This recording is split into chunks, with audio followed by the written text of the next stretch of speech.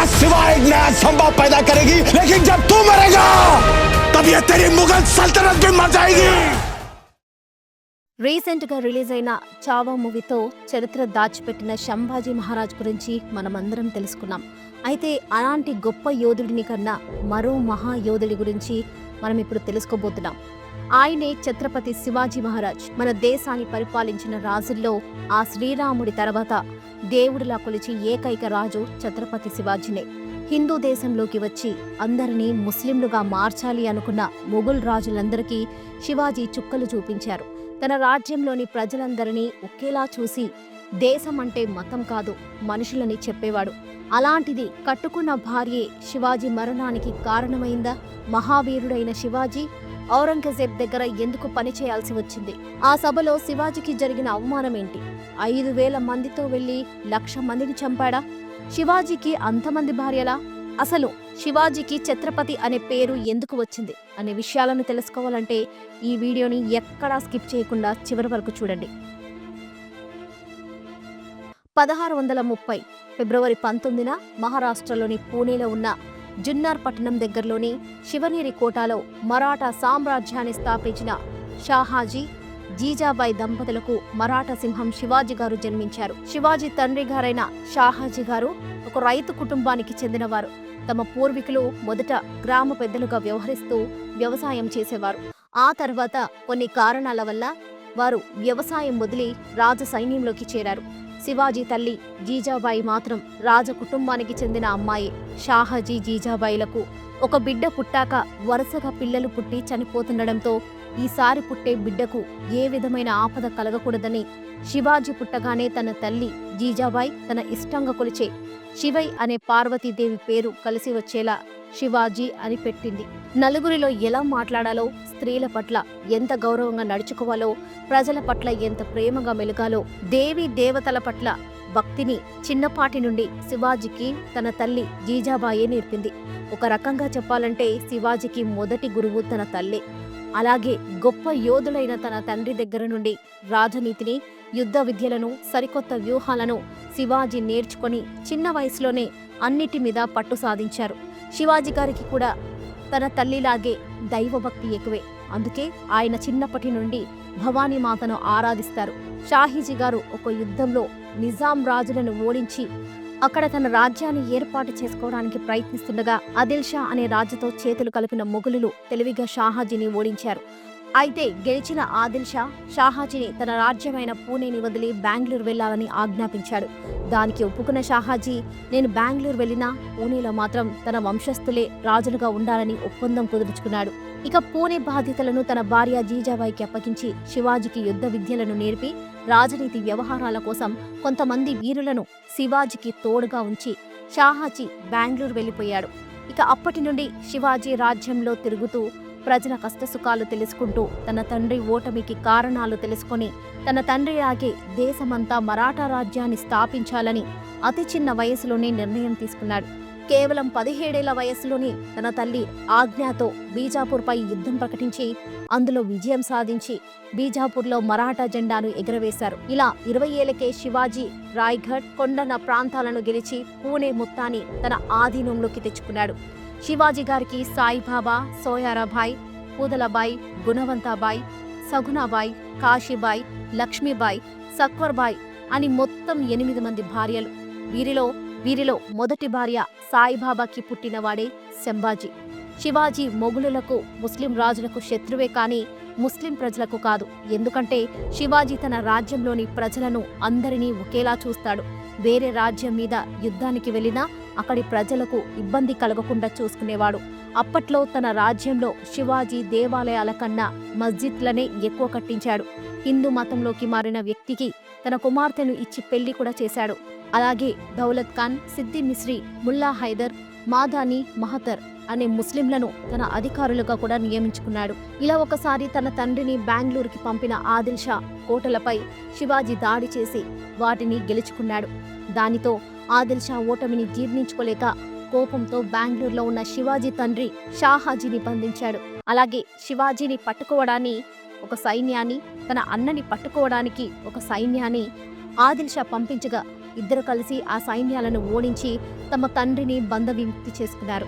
మళ్ళీ శివాజీ వల్ల ఓటమి తప్పలేదని ఆదిల్ షా ఈసారి ఎలాగైనా శివాజీని ఓడించాలని పగబట్టి అఫ్జల్ ఖాన్ అనే ఒక రాజుతో చేయి కలిపాడు.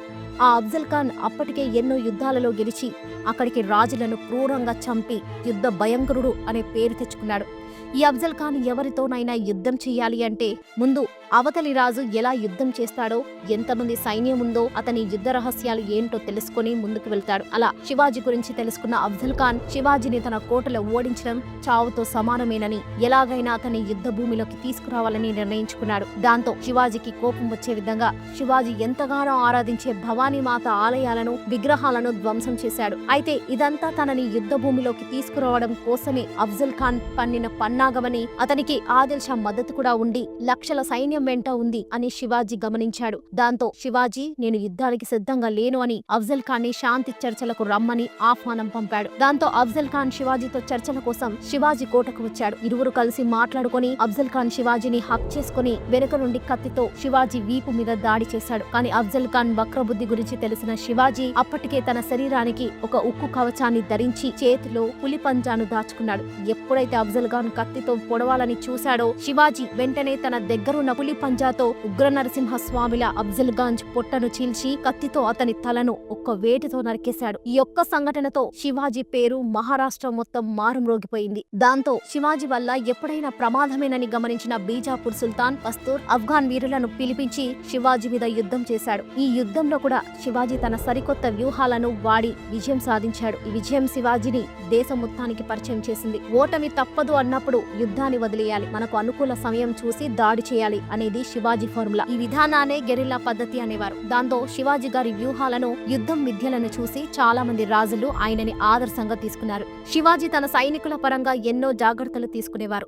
ఒకవేళ యుద్ధంలో సైనికులకు ఇబ్బందులు ఎదురైతే శివాజీ వారిని యుద్ధం నుండి తెలివిగా తప్పించేవారు. అలా తన తండ్రి పాలనలో తమ రాజ్యానికి కేవలం 2000 మంది సైన్యం ఉంటే దానిని 1,00,000 మందికి శివాజీ పెంచాడు. ఇలా తన సైన్యంతో ఎన్నో లక్షల మందిని ఓడించి మరాఠా సామ్రాజ్యాన్ని దేశం మొత్తం వ్యాపించడానికి కృషి చేశారు. తన రాజనీతితో రాజ్యంలో ఒక గొప్ప పరిపాలన విధానాన్ని అమలుపరిచాడు. మన దేశంలోకి మొదటిసారి నౌకా వ్యవస్థను తీసుకొచ్చింది కూడా శివాజీనే. అందుకే ఆయన్ని ఫాదర్ ఆఫ్ ఇండియన్ నేవీ అని కూడా అంటారు. ఇదిలా ఉండగా 1660లో ఔరంగజేబ్ తన మేనమామ అయిన షాహిస్తా ఖాన్ కు లక్షల మంది సైన్యాన్ని, ఆయుధాలను ఇచ్చి శివాజీ మీదకు యుద్ధానికి పంపాడు. అయితే ఆ బలమైన సైన్యంతో యుద్ధం చేయలేక శివాజీ ఓటమిని ఒప్పుకోవాల్సి వచ్చింది. దాంతో శివాజీ పూణేని వదిలి వెళ్లిపోయాడు. ఇక షాహిస్తా ఖాన్ పూణేని ఆక్రమించి అక్కడి ప్రజలను ఇబ్బంది పెట్టేవాడు. అక్కడి హిందువులను ముస్లింలుగా మారాలని వారిని తీవ్రంగా హింసించేవాడు. అలాగే ఎప్పటికైనా శివాజీ తన మీదకు దాడికి వస్తాడని గ్రహించి పూణే నగరమంతా తన బలగాలతో కాపలా పెట్టాడు. ఇది జరిగిన 3 సంవత్సరాలకు అంటే 1663 ఏప్రిల్ నెలలో పూణేలో జరుగుతున్న ఒక పెళ్లిలో శివాజీ తన అనుచరులతో కలిసి మారు వేషంలో వెళ్లి షాహిస్తా ఖాన్ కోటలోనికి వెళ్లాడు. ఆ కోట ఒకప్పుడు తనదే కావడంతో చాలా సింపుల్ గా లోపలికి వెళ్లగలిగాడు. బయట శివాజీ అనుచరులు అక్కడి సైన్యాన్ని అడ్డు తొలగిస్తుంటే శివాజీ షాహిస్తా ఖాన్ గదిలోకి వెళ్లి అతని మీద దాడి చేయగా అతని 3 వేళ్లు తెగిపోయాయి. వెంటనే షాహిస్తా ఖాన్ ప్రాణ భయంతో అక్కడి నుండి పారిపోయాడు. దాంతో పూణే మళ్లీ శివాజీ చేతిలోకి వచ్చేసింది. ఆ తర్వాతి సంవత్సరం అనగా 1664లో సూరత్ ప్రధాన వ్యాపార కేంద్రంగా ఉండటం వల్ల శివాజీ అక్కడికి తన సైన్యంతో వెళ్లి దాడి చేసి మొఘలుల ఆయుధాలను, సంపదను దోచుకున్నాడు. ఈ సంపదతో కొన్ని వేల మంది బయటి సైనికులను కొని తన సైన్యంలోకి తెచ్చుకున్నాడు. ఆ సైన్యంతో తనని దెబ్బకొట్టాలని చూసిన బీజాపూర్ మొఘలులను ఒక్కొక్కరిగా ఓడించి ఆ ప్రాంతాలను తన వశం చేసుకున్నాడు. ఈ విషయమై ఆగ్రహించిన ఔరంగజేబ్ రాజ్యపుత్రుడైన రాజేజయ్ సింగ్ ని తన సైన్యంతో శివాజీ మీదకి యుద్ధానికి పంపాడు. అయితే ఆ యుద్ధంలో శివాజీ ఓడిపోయి అతనితో సంధి కుదుర్చుకున్నాడు. దాంతో 1665 నుండి శివాజీ ఔరంగజేబ్ ఆధ్వర్యంలో మొఘలుల తరపున ఒక సర్దార్ గా ఉండటానికి ఒప్పుకున్నాడు. శివాజీ ఇలా చేయడానికి మరో కారణం కూడా ఉంది. అదేంటంటే శివాజీ తన శత్రువులైన బీజాపూర్ సుల్తాన్లను ఓడించడానికి ఔరంగజేబ్ సైన్యాన్ని కూడా వాడుకోవచ్చని. శివాజీ ఔరంగజేబ్ ఆధ్వర్యంలో పనిచేస్తూ 1 సంవత్సరం గడిచాక అంటే 1666లో ఔరంగజేబ్ 50వ పుట్టినరోజు వేడుకలు ఘనంగా జరిగాయి. ఈ వేడుకలకు శివాజీ తన కొడుకు శంభాజీతో కలిసి వెళ్లగా ఔరంగజేబ్ వాళ్ళిద్దరిని వెనుక వరుసలో నిలబెట్టి అవమానిస్తాడు. దాంతో శివాజీ తన కొడుకుని తీసుకుని అక్కడి నుండి వెళ్లిపోతుండగా ఔరంగజేబ్ తన సైన్యంతో వాళ్ళిద్దరిని ఖైదు చేస్తాడు. అయితే ఔరంగజేబ్ మొదట శివాజీని చంపాలి అనుకున్నా అతని మరణం తర్వాత మరాఠా యోధులను ఎదుర్కోవడం కష్టమని భావించి ఖైదు చేశాడు. అలా కొన్ని నెలల పాటు చెరాసాలలో ఉన్న శివాజీ ఒకరోజు పనివాడి వేషంలో తన కొడుకు శంభాజీని పూల బుట్టలో పెట్టుకుని అక్కడి నుండి తప్పించుకొని రాయ్గఢ్ చేరుకున్నాడు. ఈ సంఘటన జరిగిన 2 సంవత్సరాల వరకు శివాజీ మొఘలులపై ఎటువంటి దాడి చేయలేదు. కానీ మొఘలులు మాత్రం శివాజీని రెచ్చగొడుతూనే ఉన్నారు. అలా వారితో జరిగిన ఒక యుద్ధంలో శివాజీ మొఘలులను ఓడించి వారిని తరిమి కొట్టాడు. అయితే శివాజీ వల్ల తనకు ఏ ప్రమాదం ఉండదు అనుకున్న ఔరంగజేబ్ తక్కువ అంచనా వేశాడు. అయితే శివాజీ మాత్రం రహస్యంగా తన తెలివితో 1670 నాటికి 1,00,000 మంది సైన్యాన్ని ఏర్పాటు చేసుకుని ఆ యుద్ధాలతో నౌక వ్యవస్థతో శత్రువుల మీద మెరుపు దాడి చేశాడు. అలా మొఘల్ సైన్యం శివాజీని ఎదిరించలేక పారిపోయింది. దాంతో 1674 జూన్ 4న రాయ్గఢ్ కోటలో తన తెలివితో బలగంతో ఎన్నో వ్యూహాలతో శత్రువులను జయించిన శివాజీని క్షత్రియ రాజులందరికీ అధిపతిగా కీర్తిస్తూ ఛత్రపతి అనే బిరుదిచ్చారు. ఒకరోజు తన సైనికులు ఔరంగజేబ్ కుమార్తెను బంధించి తీసుకువస్తే శివాజీ ఆమెను చూసి, మీరు మా తల్లితో సమానం, మీకు ఎటువంటి హాని కలగనివ్వం అని ఆమెను వెనక్కి పంపాడు. 27 ఏళ్ల పాటు యుద్ధాలు చేసి మొఘలులను దేశం నుండి తరిమి ఔరంగజేబ్ కి నిద్ర లేకుండా చేసిన ఛత్రపతి శివాజీ ఒకరోజు తీవ్ర అస్వస్థతకు గురై 3 వారాల పాటు మంచం మీదే ఉండి 1680 ఏప్రిల్ 3న రాయ్గఢ్ కోటలో మరణించారు. కొంతమంది చరిత్రకారులు మాత్రం శివాజీని కావాలని ఇలా అస్వస్థతకు గురి చేశారని అంటారు. ఇందులో శివాజీ రెండో భార్య సోయారాబాయి హస్తం కూడా ఉంది అంటారు. ఎందుకంటే రాజ్యంలో అందరూ శివాజీ తర్వాత తన పెద్ద కొడుకు శంభాజీకే రాజ్యాధికారం ఇస్తారని చెప్పుకోవడంతో శివాజీకి కూడా శంభాజీనే తన తర్వాత రాజుని చేయాలని అనుకుంటున్నాడని, దానివల్ల తన కొడుకు రాజారాంకి ఏ అధికారం దక్కదని శివాజీ భార్య ఆయన్ని అనారోగ్యానికి గురి చేసిందని అంటూ ఉంటారు. అయితే శివాజీ మరణాంతరం శంభాజీ రాజు అయ్యాడు. శివాజీ చనిపోయాక ఇక దేశం మొత్తం నాదే అనుకున్న ఔరంగజేబ్ కి శివాజీ అనే సింహానికి పుట్టిన శంభాజీ మెరుపు యుద్ధాలు చేసి తండ్రికి తగ్గ తనయుడిగా పేరు తెచ్చుకొని హిందూ రాజ్యానికి కృషి చేస్తూ ఔరంగజేబ్ కి ఎన్నో ఏళ్లు నిద్ర లేకుండా చేశాడు. కానీ సొంత వాళ్ళే చేసిన నమ్మక ద్రోహం వల్ల శంభాజీ ఔరంగజేబ్ కి చిక్కి ఎన్నో క్రూర హింసలకు గురై చావు బ్రతుకుల్లో కూడా తన మతం మారను అని అమరవీరుడయ్యాడు. సో ఈ వీడియో మీకు నచ్చినట్లయితే ఒక లైక్ చేసి మీ అభిప్రాయాన్ని కామెంట్స్ లో తెలియజేయండి. అండ్ ఇలాంటి వీడియోస్ కోసం మా ఛానల్లో సబ్స్క్రైబ్ చేసుకోండి.